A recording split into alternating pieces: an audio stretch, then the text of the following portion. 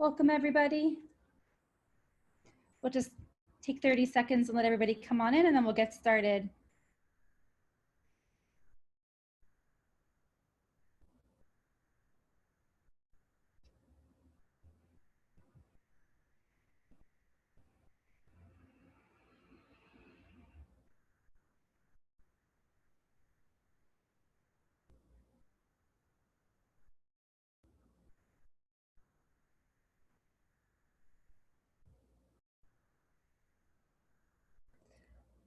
So we want to welcome everybody. If you're joining, it's okay. This will be recorded as it just was announced, and we'll also be emailing out the slideshow. As you can see, the slideshow will be presented in English and Spanish. So all the text that you'll see in front of you will be in Spanish and English. Yesenia Torres is also here. So if you have any questions that you would like to ask, you're able to write them in the chat in Spanish, and we can answer them in Spanish. And I'm just going to pause right now, and Yesenia is going to say that in Spanish as well. Hola, muy buenas tardes, bienvenidos. Como pueden ver, la presentación va a estar de lado a lado, una en inglés y en español. Si tienen alguna pregunta específica, por favor, escriban su pregunta en el cuadro de abajo que dice Q&A y yo podré contestar esa pregunta por ustedes. Gracias. Thank you. We can go to the next slide. So they're just going to be like, as you notice, they'll just take 1 second for both slides to be on the same, but we'll be there. So the agenda of today's meeting is to just welcome everybody and just give an overview for our remote learning. We'll also go into some technical things about helpful tips for about how to set up a home classroom, as well as Google Classroom and Zoom. So those will be some questions that we'll be able to answer. And then we'll also give some updates about remote learning, and that will talk about attendance policies, work expectations, and other things that you probably have questions to. We know that the last town hall that was all 4 campuses together, there were many questions left, so that's why we're doing a site specific, so that we'll just be able to answer questions about the middle school and growing in Long Island City. So we're really excited.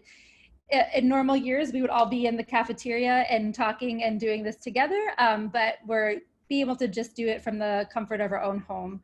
But we are really excited to see each other, and we will have more opportunities that we will do meetings where it will not be webinars, so we get to see your faces too. But just we wanted to make sure that we could have everybody in the same space. I'm going to welcome everybody on the next slide that's with us tonight. So I am Jennifer Slutak. I am the school leader of the middle school. And I will introduce Steve Iola. He's the assistant school leader. Erin Acosta is our director of development, and Yesenia Torres is our operations manager. So you'll get to hear all their voices tonight as well.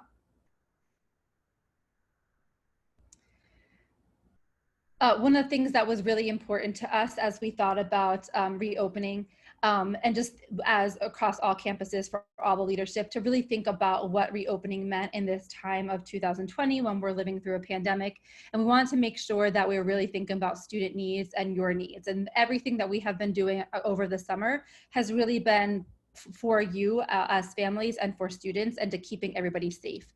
And so when we were planning to reopen the buildings, Growing Up Green was keeping the health and safety of our school community, and that includes students and staff and families at the center. So you are guiding all the decisions that we did.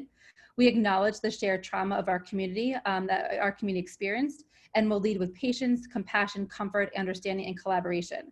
We'll use this opportunity to reflect, to rebuild as a stronger, more equitable, and vibrant learning community.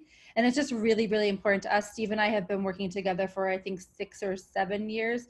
And it's just really, really important that what we do, our students and our families come first, and is hopefully very evident to you by the end of this, if you're new to us, that we really care about all the families. And we have all been living in New York City and going through this, and so it's not been easy, and so we know that that is something that you've experienced as well. But we really are excited for the school year to start, and just because we're starting remotely doesn't mean we're not going to build a really strong community with both you as adults and with your children when they're in our classrooms.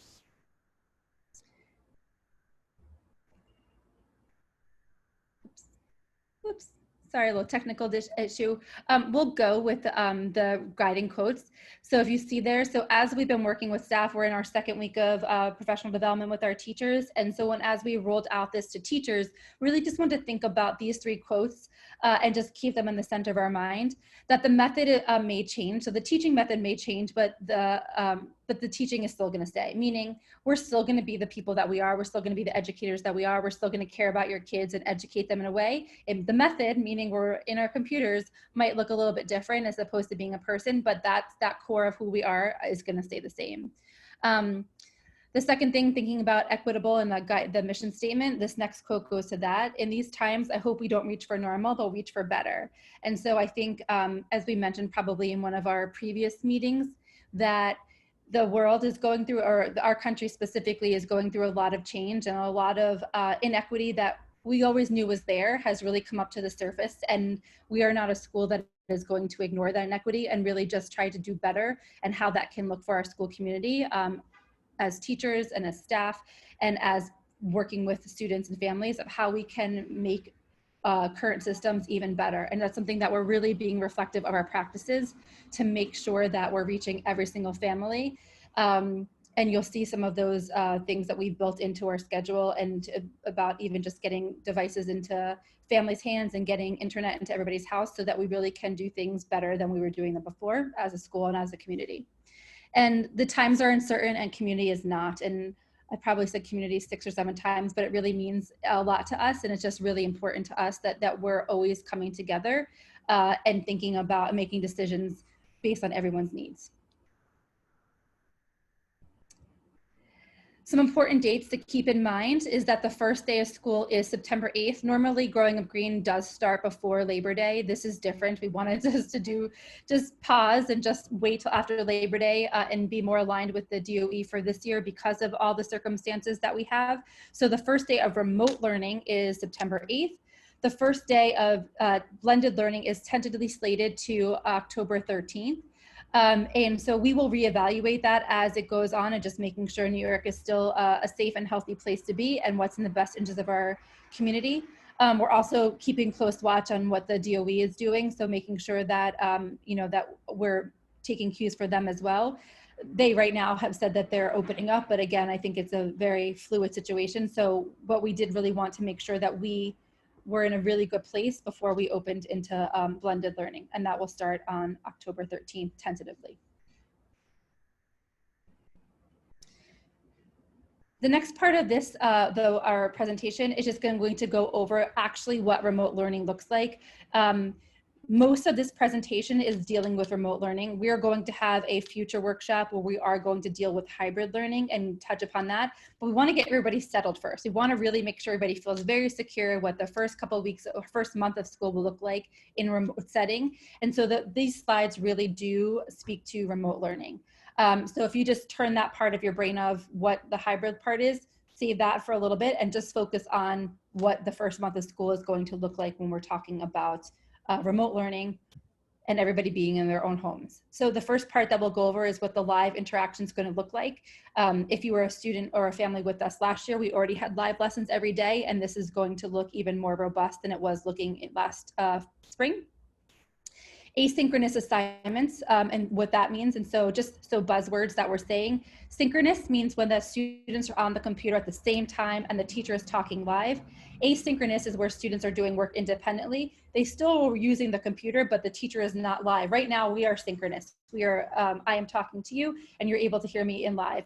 Tomorrow, this presentation will not be synchronous. It will be asynchronous because you'll be watching me recorded and you won't be able to interact with me and answering questions.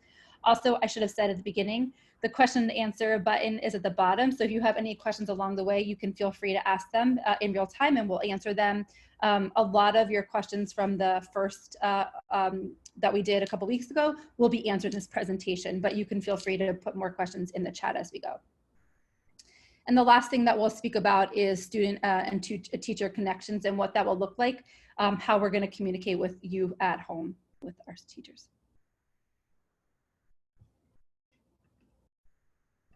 Mr. Bayo, do you want to do this part? Yep, great. Good evening, everyone. So I'm going to talk through a little bit about what our remote student schedule is going to look like. Again, this is launching on September 8th, and this is what it's going to look like moving forward starting on that date. So we shared this again during the last Family Town Hall. If you were there, a very brief overview, but we're going to go a little bit more in depth to each part here today. So if you look at the schedule on the right-hand side of each slide, just to give an overview of what the day looks like, it does begin at 9 o'clock every day with advisory and goes till about 3 o'clock in the afternoon. So from advisory, students will have on Monday and Tuesday, they'll have 3 synchronous sessions of their classes in the morning, a lunch break, a flex and intervention block, and then 3 classes in the afternoon. What that means is that those class periods are going to be 30-minute live lessons, and that's going to happen on Monday and Tuesday. So they will see all of their teachers and classes for those 30-minute blocks over Zoom like we are right now on Monday and Tuesday. And then on Wednesday, you'll see there is our Google Classroom lessons. So those are our asynchronous time, as Ms. Lutak was just sharing. So those days, students will have their assignments posted in the morning, and then we'll have the day to work on them throughout the day. So there's not any live Zoom other than advisory on the Wednesday. And then throughout Thursday and Friday, students are going to go to each of our half of their classes on Thursday and the other half on Friday. And this one is to give a little break on time to have students have a few less classes on those days and a little bit of time off Zoom. But also those classes will be smaller groups. So each class period will be split in half. So half the class will come on Thursday and half on Friday, which gives a time for teachers to work in closer small groups with students, build more community, have students have questions answered. And think of it like in class time, if a teacher like pulls a group at a table and works with them individually, this is our way of doing that on Zoom over Thursday and Friday. Some things you'll notice, so there is advisory for every student. Every student will also have their 4 core classes, which are math, science, English, and social studies. And then each student will also have 2 specials blocks that will rotate throughout the school year.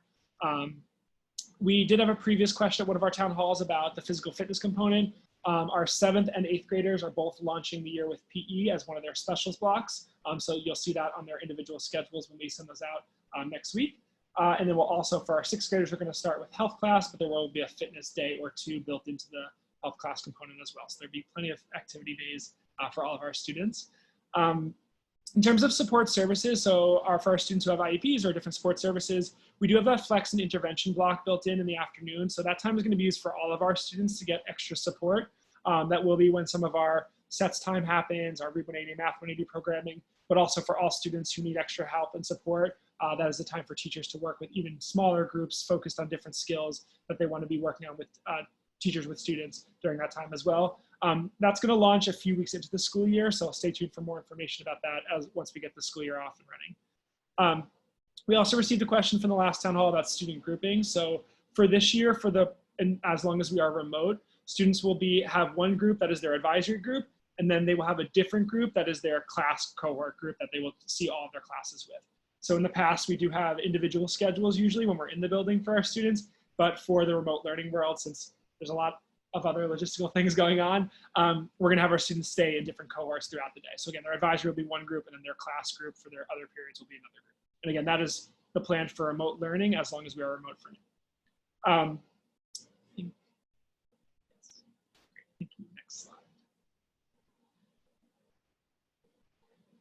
slide. So just to go a little bit deeper about each of these, so again, on the whole group live days on Monday and Tuesday, those 30-minute blocks, the learning is happening, and think of it as everything's happening in that class period during that 30-minute Zoom session. So there's not going to be any like long asynchronous assignments that students then have to do after their live Zoom classes. There might be a brief exit ticket or finishing up something that they started in class, things like that. But we understand that students are spending a lot of their days Monday and Tuesday in a live synchronous class. We want to make sure that there's not a ton of outside additional extra work to do after that time.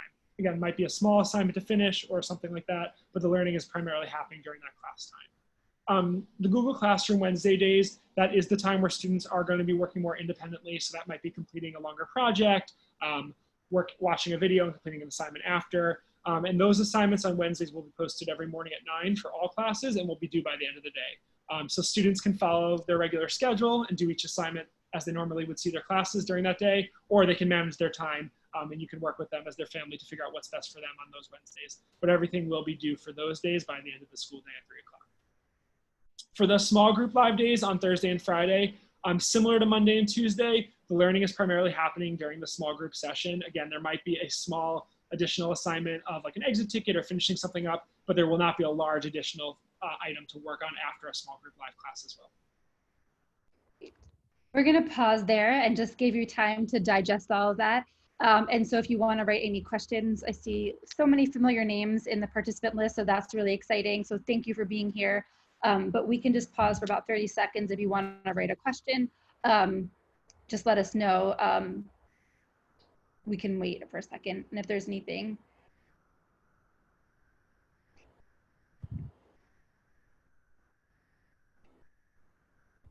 Great question. So the question is, will there be homework? So a parent actually emailed me this last week, and my answer was, not really. Everything right now is homework. So I feel like adding homework after the school hours doesn't seem like a great use of everybody's time and just like eye strain and mental energy. So as Mr. Viola just mentioned, most of the assignments will occur from the 9 to 3.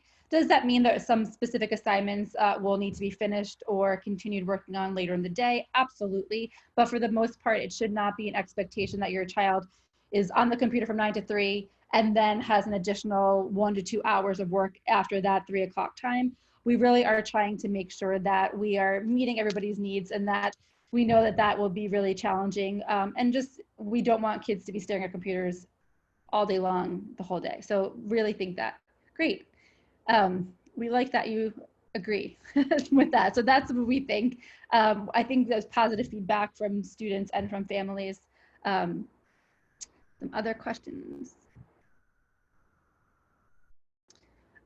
Some of the questions that are coming up right now in the chat, we're gonna answer coming up. So definitely we're gonna talk about uniforms and supplies and the learning devices. So if you just hang on, there's a slide that addresses that. And so I see, Yvonne, I see your question about the advisories. So most of the advisories, your students would moving into 8th grade. So most 7th and 8th graders, current 7th and 8th graders who were 6th and 7th graders last year, mostly are staying with the same advisory. So the question is, will kids be grouped to an advisory based on remote versus hybrid? And the answer is no. So just because some kids are opting into hybrid learning and some kids will be staying remote the whole entire year, that's not how we cohorted kids. Not getting into too much about the hybrid schedule, but we're able to adapt the hybrid schedule to our remote schedule. So we've cohorted kids based on what we know about them as learners and what makes really equitable groupings, regardless if we're home or regardless if we're in the hybrid model.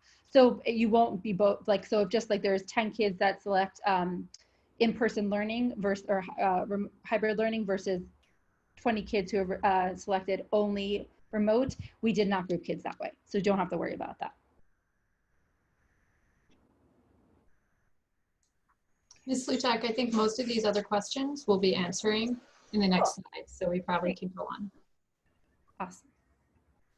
Okay, so we'll go back and then keep the questions coming. If you need anything repeated in Spanish, just let us know and we're happy to have Ms. Torres also say that as well.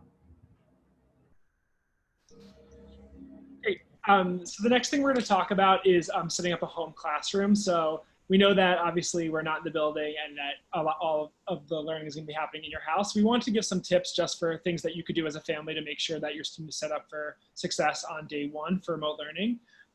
So just going through some of these. First, starting with establishing a daily routine. So we will send out schedules. I know there was a question about that as well. We will send out schedules to families individually, which will include a breakdown for your child, as well as the Zoom links for all the live classes.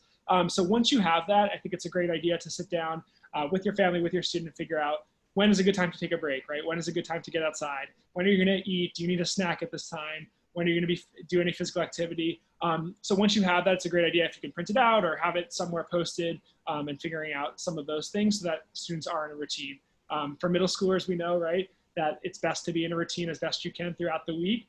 So the more that you can have that set and help them stick to it, the better that things will go for them. Going across, so find the best workspace in the home. I know everyone's home situation is different, right? And thinking about what makes best sense for your family, but having a consistent workspace we found is very helpful. So knowing like, this is the place that I go when I'm on Zoom, or this is the place I go when I need a space to do work. And dedicating that, just a tip, if it can be near a window, that just helps all of us, I think, with a little sunlight and possible fresh air. Prioritize comfort, but be flexible with your family. Again, you want to be somewhere that's comfortable enough, but also a space that makes sense for your family and can be as focused as possible when you're on Zoom and as little distractions as possible. Again, noting that some people have multiple kids in the same house and sharing space and all of that, but the best you can do to share that space and make it make sense for everybody. Plan in screen breaks, stretch breaks, outside time, again, if you can. I know everyone's comfort levels with COVID and everything are different, but just allowing for fresh air. I mean, I know as a staff, we always encourage all of our teachers to do the same, right? Get out and get fresh air, like a beautiful day like today. So definitely for your kids as well, if there's time they can get outside, take a walk. And again, just do some exercise or stretch breaks and try to be off screens as much as possible. I know you're thinking probably many of your kids are, when they're off Zoom, are going to immediately go to their phone or an iPad or something like that. But just try to encourage it as much as you can because it is helpful for all of our eyes to get some rest, especially for those Monday and Tuesdays when they're on 6 or 7 Zoom classes. And the last thing, which I also know there was a question about this, but have supplies ready. So we're asking that all students have ready before all their Zoom live classes, paper and pencil, something to write down, any questions they want to bring to their class with them ready to go. We will be talking more about this later, but we will be providing supply kits for families to pick up that will have all the things that you'll need to get started, but just making sure that you have those ready in your workspace.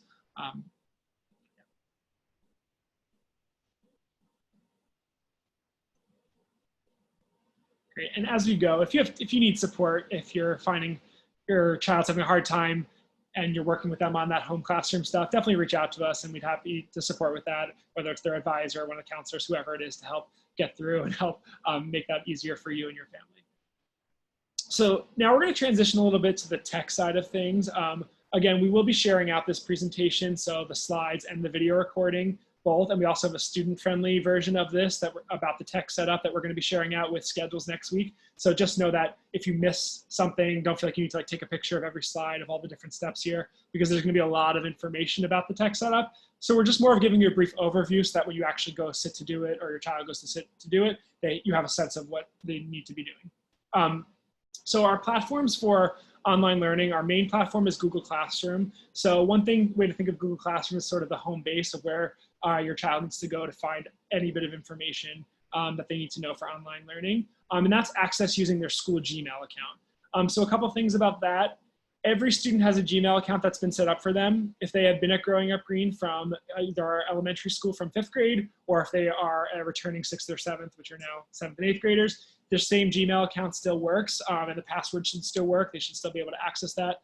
So many of them have been emailing Ms. Lutek and I, so we know that many of them it still does work.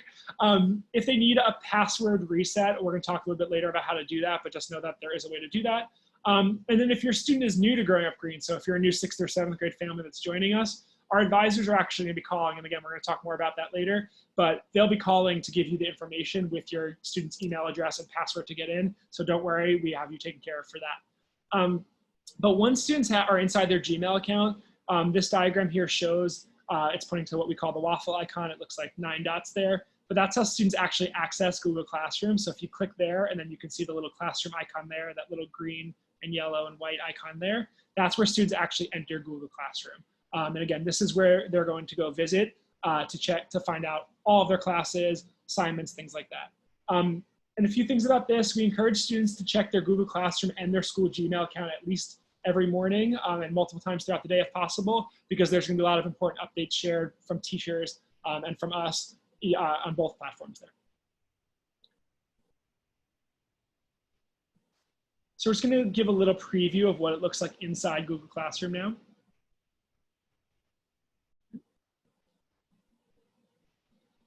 So once students get in, and I know some of your students might have already started to see this, but teachers will have invited them to all of their class sections, including advisory.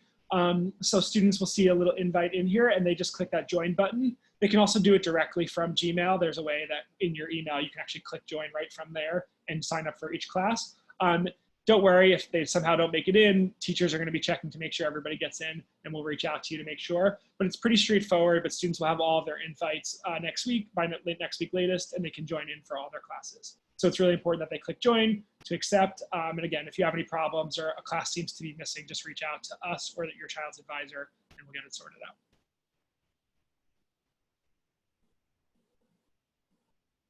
So a few tips for navigating Google Classroom. So in each class, there's the tile there that you enter. So you can see that Math 601 sample. That's where you click to go inside the class. And that's, again, where you would see assignments, note messages from teachers, any posted updates, things like that. Two helpful places to look are the stream and the classwork tab. So the stream is sort of like a message board, if you want to think of it that way, where teachers will post updates like today's assignment is blank, or for today's live class, we're going to be discussing blank. Can't wait to see you at 9 o'clock. So that's kind of like a message board where important information will be shared.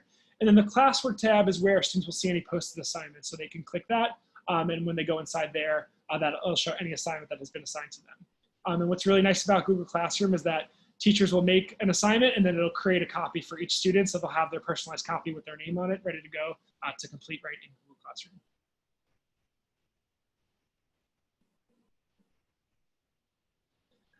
Helpful tip about Google Classroom is that you can access it from just about anywhere. So any smartphone, a desktop computer, a laptop computer. We are going to talk more about computer distribution later on. And we strongly encourage that all students are accessing it primarily from a computer because it's much easier to complete assignments, type, do all the different tech add-ons that we're going to be using through a desktop or laptop computer. You can still access it from a phone or a tablet. It's just a little more challenging. Those are good for like if you want to do a quick update or check a message or write to a teacher, things like that. But when you're sitting for your Zoom classes and doing assignments, we definitely encourage more of a device, which we're going to talk about how to make sure that we can get everyone as one as well.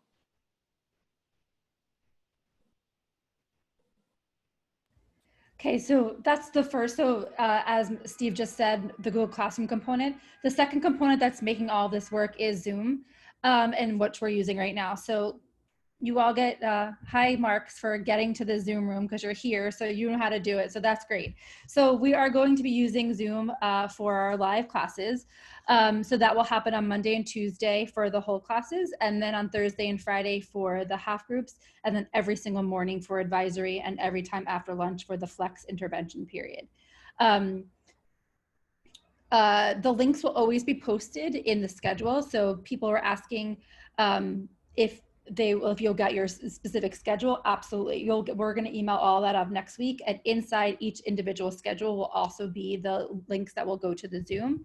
That will also happen. The links will also be posted in Google Classroom. So very similar to last year. If you were a 6th and 7th grade family from last year, it'll be very similar. So there was a backup system. So not only students will get it in their email, but they'll also get it in Google Classroom. So it'll definitely be everybody be able to access it.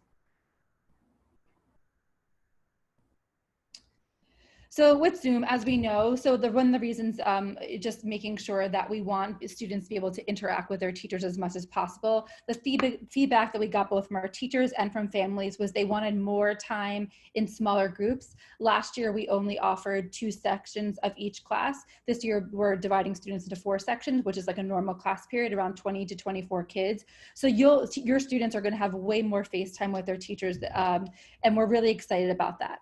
So because of that, we really would love them to be in a quiet place as possible. Again, as you just heard the horns blowing outside my house, it's not always possible, but just the best of your ability of being able to do that. So if you have multiple computers going at the same time, we understand, and we live in New York City, so we understand, but the best of your ability, have a quiet place. Log in a few minutes ahead of time to make sure that everything is working. These 2 buttons that you see, mute and start video. So again, right now I could press either of them and my camera would go away and you wouldn't be able to see me, and the mute feature as well. So these are all the platforms. Again, acknowledging that if you're doing this from a computer, the interface looks a little bit different than if you're doing it from a phone. If a student needed to come in from a phone, or if you were traveling or whatever the case may be, they're going to stay with a different family member, and they're able to do it from the phone, it's going to look a little bit different. The ideal situation is that you're doing it from a computer. Some other best practices is making sure you have a notebook and pen and pencil, which we'll be supplying with students, so that will come up in the supplies. So you don't have to worry about buying anything. We are going to be distributing supplies as well. But just having paper and pencil, there'll be some times where teachers are going to ask you to write notes down, making sure that. And then keeping the video on. Now, this is something that really, as a community, we're really, really trying to establish that. And so again, we want to know our students as best we possibly can. And again, doing this through a computer is harder, but if the videos are off, then it just makes it even more difficult. So we're trying to make it as a normal practice as possible that students' cameras on. Now, if there are different situations where a particular class, that they can't have their camera on, that's fine. Just for equity's sake, if you want to make a virtual background, Ms. Acosta has a virtual background. I think that she's in a park. I'm not exactly, I think it might be Central Park, but she's in a park. But if you also want to make a virtual background, you can also do that, so that you can make sure that if for some reason you didn't want your background to be seen of your apartment or your house or everything. But definitely making sure that we're having our cameras on so we can see you. Our norm in our classes that the mute button is on. And you can see that Aaron and Steve have their mute button on just to make it easier so that you can hear the speaker. And then when somebody else, it's my turn to stop talking, I will put myself on mute and the next person will do it. So just those are our best practices that when you're in Zoom classroom, and just helping your students as well. Some other things, and just like the more that you guys know to support your students, we just want to be able to tell this. We're going to be doing all this information with students as well, but we want to make sure that you know what to do as well. So you can also raise your hand. If you go to the participant line, there's little options that you can see, so you can raise your hand. So if you can also do reactions, thumbs up and thumbs down. So you can choose a different reaction you would like to do that, and that's at the participants. And we'll, again, going through all these different ways to participate with students, but wanted to let you know.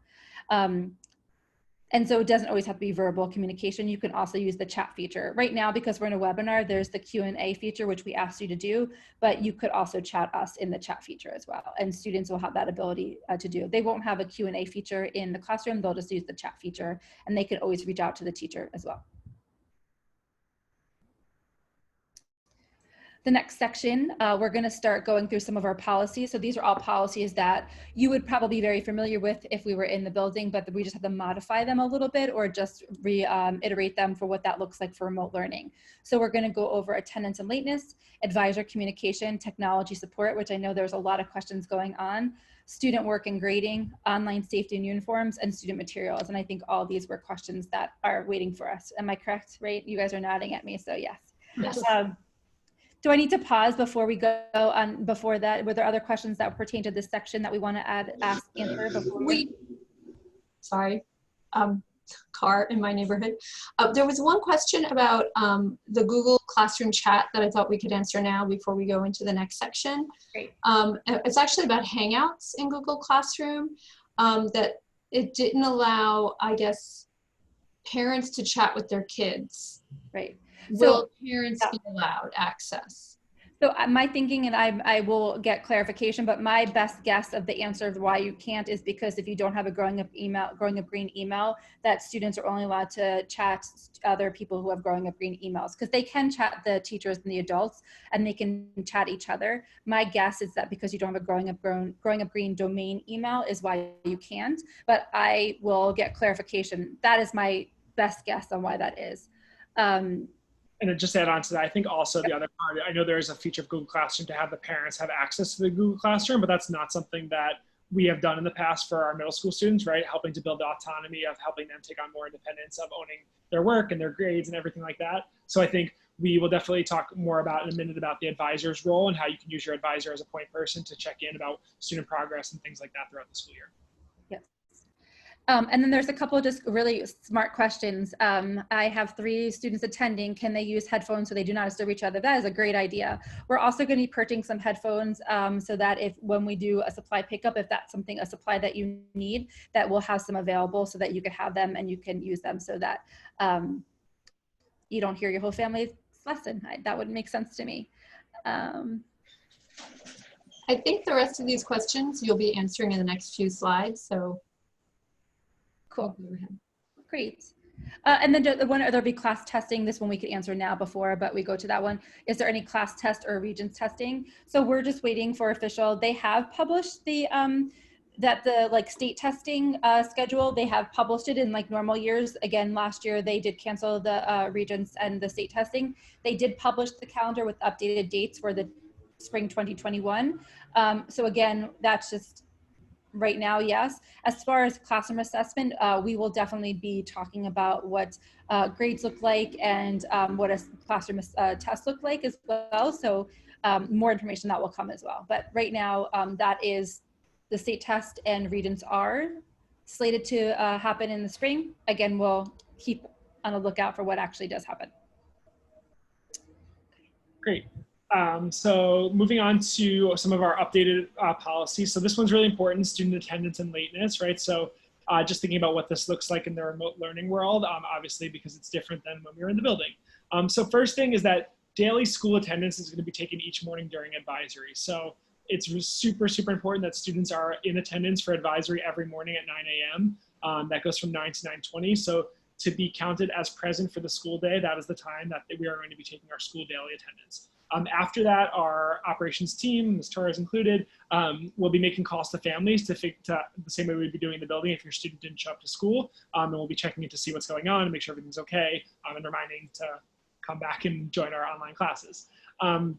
We're also going to be taking period attendance during each of the other blocks as well. That won't be for the daily school attendance purposes, but more for record keeping and then for teachers following up with you about student not being in class, also missing assignments, things like that. So we're going to keep those records additionally. Another important thing to note is if a student is late to school, right, since this looks a little bit different, if a student misses advisory, but then maybe they overslept or whatever it might be, but then is coming to classes later, it's super important that someone from the family, and it can be the student as well, or one family member, email someone from our operations team, Ms. Pena, Ms. Torres, Ms. Mejia, or Ms. Hernandez, to make sure that that student is marked as tardy and therefore like tardy/present, so that they did come to classes later in the day. The operations team will also cross-check all the class period attendance to make sure that our records are up to date, but it's super, super helpful if someone in the family sends that email to one of them so that they can make that change and note them as tardy so that we don't think anything's wrong or that we're not, so that make sure that they're counted for attendance for that day. So to help with communication, again, as I alluded to earlier, our advisors are going to play an even bigger role than ever, I think, because we are fully remote right now to start, in communication with you, with your child, and with you as the family. And we've made our advisory groups a little bit smaller this year.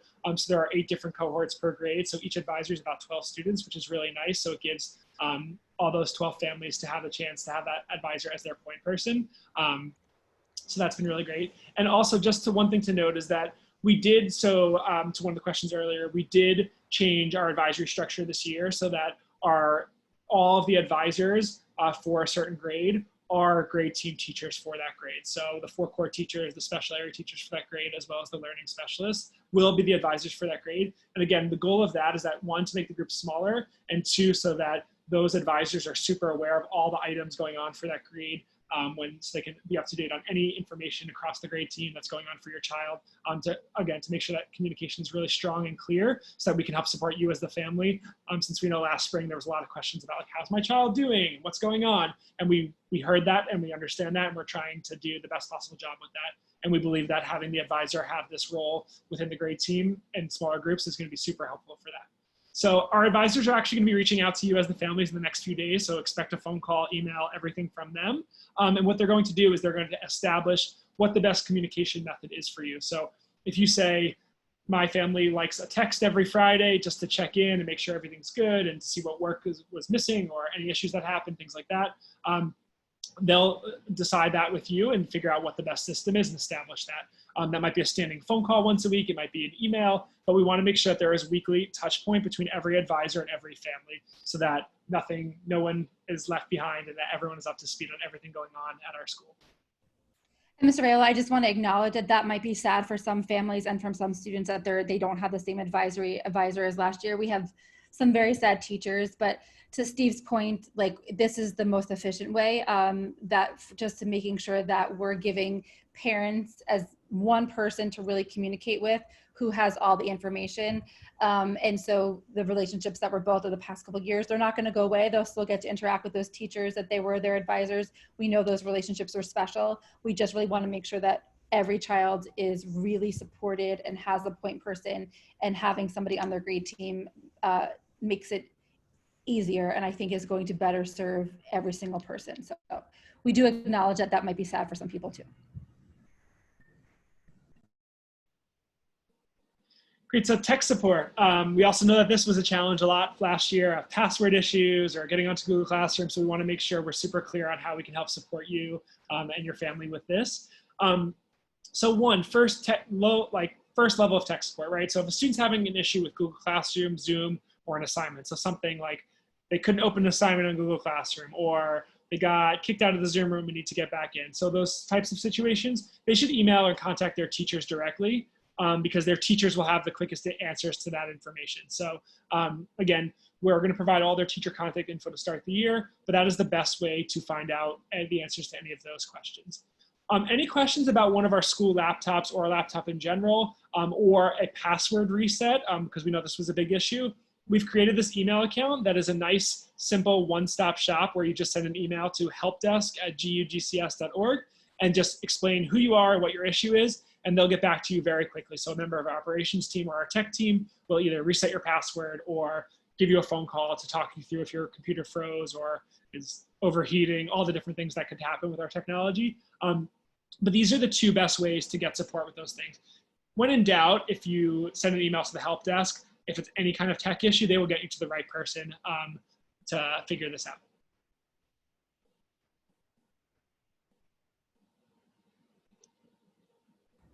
I know that there was some questions about grading. So there was a question about pass-fail. That was the way we wound up grading in the fall, or sorry, in the spring rather, when we moved from remote learning. The one thing that I want to say when we think about academics and grading, and last year we were in an emergency situation. We left the building at March 13th and had just spent the past 1 to 2 weeks prior to that putting together a remote plan, and you saw us phase in the different levels of live learning and making sure that we were trying to get all of our teachers and all of our students onboarded with the remote learning.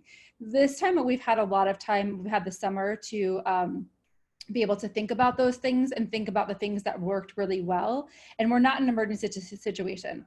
We also know that every family still might be having struggles. So we know that life is not perfect for everybody, but we also recognize that we're not doing this in an emergency way. This has been a really thought out plan that we have been working all summer to enact.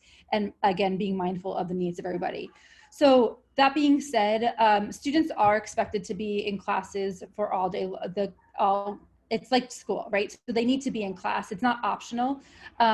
Again, we are going to lead with compassion and kindness, but at the same time, just as we expect your child to attend in-person school, we do expect them to attend online classes and to be showing up to the best of their ability. And we're really going to work to overcome the obstacles around technology and internet. So students are expected to be there. So that's one part. That the approach was a little bit different in the spring where we were understanding, and not that we won't be understanding, but really just making sure that this is going to be the normal life for a little temporary time. And so that students should get into a routine, as Steve said, as the home classroom, getting to the routine, getting up at the same time. Advisory is every single day at 9 o'clock. We know that some of the sleeping habits are a little bit off. So really just getting into that habit of school starts at 9 and you're in school from 9 to 3. So that's one thing. Families will should email if they're going to be absent, just like you would if you were not sending your child to the physical building. And we will be following up with you if your student's not in class. So that's one thing, as well as that Google Classroom assignments will be due the day of. So it's just like if you were in the school building, you would be completing your work during the day. So we really want to try to set really good guidelines for students and making sure that, the horns, but really making sure that that students are completing the work during the day. And that's really important, just to keep that routine going and not having behind like, oh, I'll do it later, or I can do it tomorrow. So that things will be due by the end of the day for Google Classroom on Wednesdays at 3 p.m. As far as our grading policy, this is something that we had been working on prior to the remote learning starting in the spring. And we were analyzing some of our practices that we had been implementing at the middle school level and just really looking at our grading policy overall. And we had gone to some different workshops last fall and just been doing more research. And we really want to make our grading policy as equitable as it can be. And so because of that, we were in the midst of changing it, and then COVID happened and we were all home. And so then we were trying to grade, because part of the marking period was home and part of the marking period was in person. That was for the second marking period. And the third marking period was all home, but we were not able to overcome some of the obstacles that we were going to be able to overcome, such as making sure everybody has a device and helping everybody with internet access. So we're going to have a grading policy. It's going to be a little bit different in the spring. And we're going to hold similar to what we would hold for a curriculum night. We're going to hold a whole workshop that's just going to be devoted to the grading policy. So there are going to be shifts, and we're going to work through what those shifts are going to be. So it won't be pass-fail, but it'll be on a rubric base. It'll be very similar if you've come from our elementary school. It'll be very similar based to the rubrics that they might have received in elementary school, and how that will mean for grade equivalency, because we do also recognize that we live in New York City, and the system operates that to apply to high school, you need a numerical grade. So we have figured out a way to make both work while we're really focusing on honoring the learning as opposed to honoring what that number is. And we really want to shift our culture and our school's mindset away from the 0 to 100 scale, but really thinking about what learning is taking place and how is that represented for students. And so this is something that we're really committed to, and we just know that it's going to serve our community and just be equitable and having students feel more intrinsic motivation for their learning. And we're really, really excited. And we've been working really hard, and our teachers are really excited. So this is going to be something that we're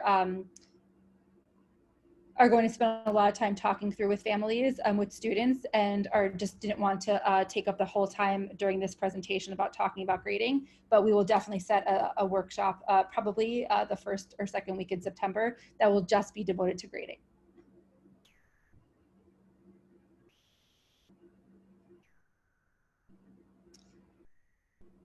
Great.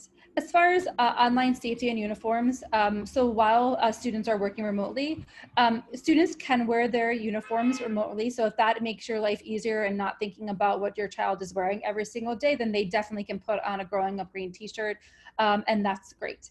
If that is more stressful for you and you'd rather your child just to be in a regular t-shirt, that is also great too. What we are asking is just build the routine in that they're not coming to Zoom classes with their pajamas on. So there should be a routine of taking a shower, getting yourself ready, brushing your teeth, eating something, just the same way the routine that you would do for regular school, you should build that in. So you should be changing out of the clothes that you slept in and coming to Zoom classrooms. If that is a uniform t-shirt, great. But if it is not, then that is okay as well. Many of the same policies that we had in our normal handbook also apply. So just really thinking about the online safety. So we did have an online safety plan that was for in-person learning when students were accessing computers. So all of those things, and we're really making sure that the cyber world where students are protected. And that is one of the reasons why they can't G-chat somebody that doesn't have a Growing Up Green domain name because of that purpose. And so all the different things that happen. We will be reaching out. Just similarly, our deans are still working full time, and so teachers and deans will be reaching out if a child did do something and violated one of those, whether it was posting an inappropriate picture or maybe saying something inappropriate in a chat or to a classmate during class. Still the pathways of self-control and all the different logical consequences that we would have in the school building will also take place in the online learning. We're still a community of learners, and we still want to honor that space and making sure that everybody feels safe and respected. And so we're going to put all those structures in place to make sure that your child feels safe in the online classroom, just like they would in the in-person classroom. Great, I think I got it all. Great. Student materials. I know this is a question. So Growing Up Green, if you're new to Growing Up Green, we have never asked parents to buy their own supplies. We really that's one of the things that has been special about our school, that we've always bought the supplies and distributed them for our students. So similarly, that we are trying our best to make that happen. We have placed an order of 1,400 computers, which covers one computer for every single student at all 4 of our campuses, which is amazing. The caveat to that is many schools around the country have also ordered computers. So our computers are not going to be here for September 1st, but they are being delivered in the month of September. So by October, I would say every single student will have a brand new computer that they can use for their learning. One of the questions in the chat was, if my student is coming into the building, will they bring that same computer? Yes. We want to make sure that things that people are touching is limited. So whatever computer they're using, the school computer they're using at home, they'll bring that into the school as well.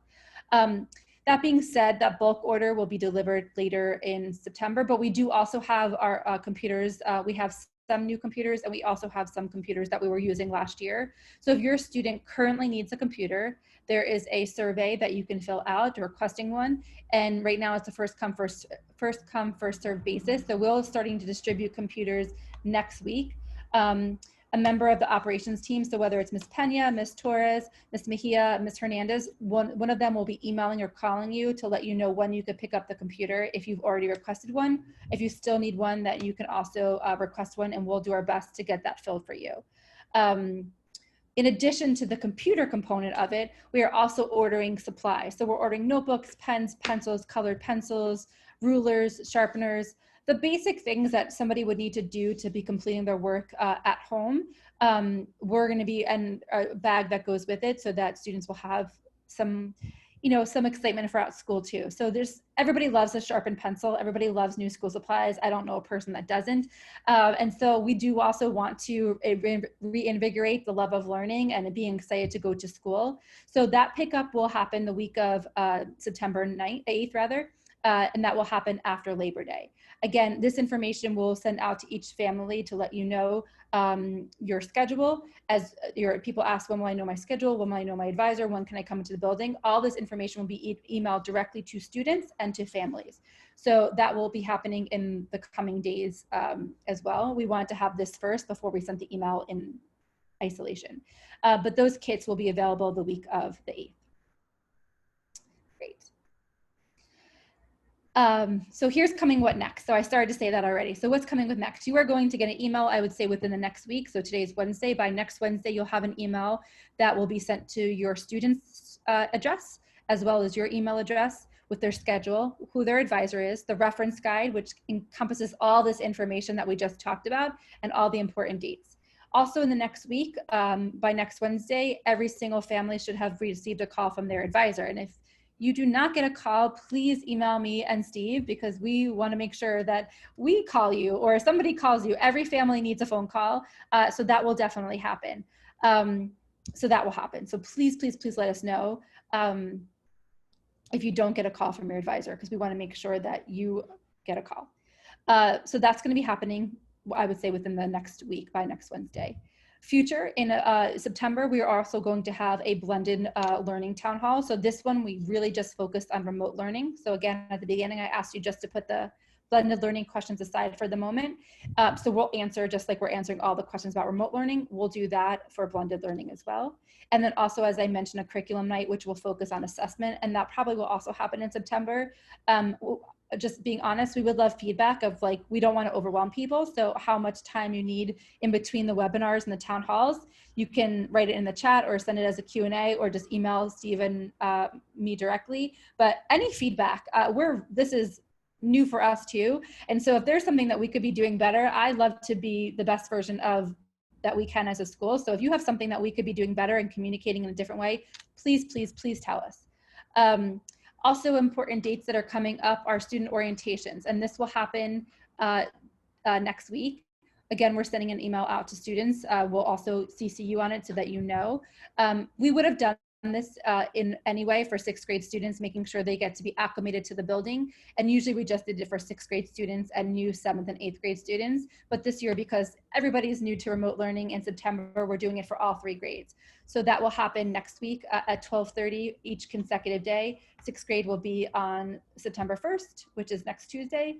7th grade will be on September 2nd, which is next Wednesday. And 8th grade will be on September 3rd, which is next Thursday, all at 12:30, all via Zoom. So that is not an in-person, just to be clear, that's not in-person orientation, that is a Zoom orientation. Okay, take a little breath. And then the first week of school is after Labor Day. So Labor Day is Monday, the first day of school is Tuesday. That week, school will be from 9 to 12, and then lunch will be from 12 to 1. So it is a shortened day, just like we start the year off with a shortened schedule.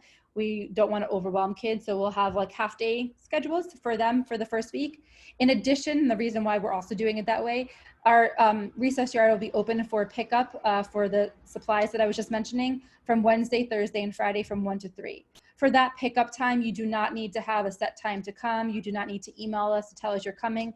Every single child, all 270 kids, will have a bag with their name on it that they can come pick it up. We'll also have, in addition to the supplies, we'll also have lots of books and tables to pick up and to go book shopping. I see you, Celia, you're on here, so I know this goes to your heart, but we want kids reading books and we want new books there. So we have a bunch of books for kids to also be picking up in addition to our current libraries.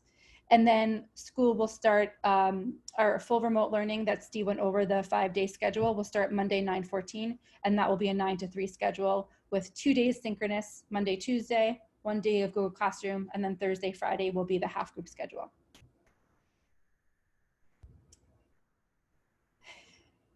I'm just laughing because I'm hoping that everybody's keeping up. So with all the dates, there's a lot of information. You don't have to memorize this. I promise. We're sending all this out, so there's nothing to memorize.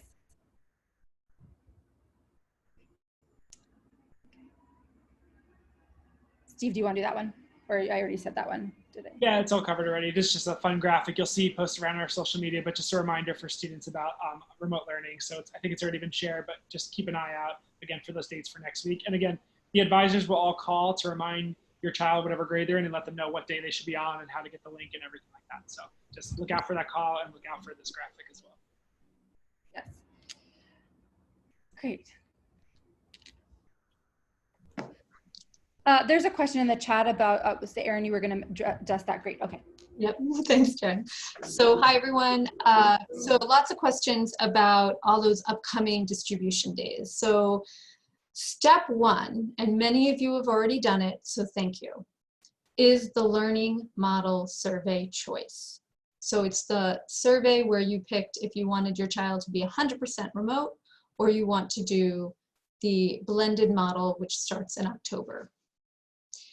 Part of that survey, we asked 2 more questions that are very important. Do you have tech right now for your child to access Google Classroom? And do you have Wi-Fi for your family? So if you've already done that survey, thank you so much. We're using that data to begin creating blended learning cohorts, and will also figure out which of our families need Wi-Fi and which of our families need tech. So the questions about I need tech, I don't have any tech right now, because we won't be distributing the new computers that have been ordered until about probably mid-October. Maybe a little bit earlier, but we're saying mid-October to be safe.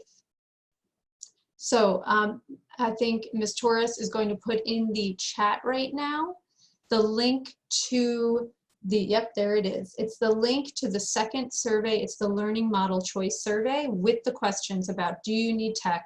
Do you have Wi-Fi? If you've already done this survey, thank you so much. You do not need to do it again. This is just for the handful of families that have not done the survey. So then getting back to the first distribution of tech, which is coming up at the beginning of September, the week of September 8th after Labor Day, you will get an email from the ops team letting you know that this is when you can come get a computer. And we do have a limited amount of computers, so it is first come, first serve. We will try to work with all our families to make sure your child has access as we wait for these new computers to arrive. So then the next step would be the second distribution, which is on this slide here, which will happen in mid-October. Is everybody with me? Yeah, and I'm confident based on the computers that we have in the building and some of the new ones that we will get everybody a computer in the first round. So make sure that you fill out the survey, and like I said, somebody's going to be reaching out to you when you can come pick it up, but I am confident that we will be able to get most everybody that needs a computer. Thank you. Okay, so then we can go to the next slide. So again, Wi-Fi, if you need Wi-Fi. So we know that that was a huge hurdle for many of our families, and Growing Up Green is working on getting Wi-Fi for all the families that need it across all of our buildings. Ms. Spar is diligently working with a few different companies to make that happen. So again, that's why that learning model survey was so important. It asked the question about Wi-Fi. If you've already done the survey, we have that information. We will be in touch with you, and we are going to actively be working on getting Wi-Fi for all our families so all our students are connected. Because the expectation is they're going to be learning from home from 9 a.m. to 3 p.m. every day. And in order to do that, they need to be connected to the internet. So we are helping our families make that connection.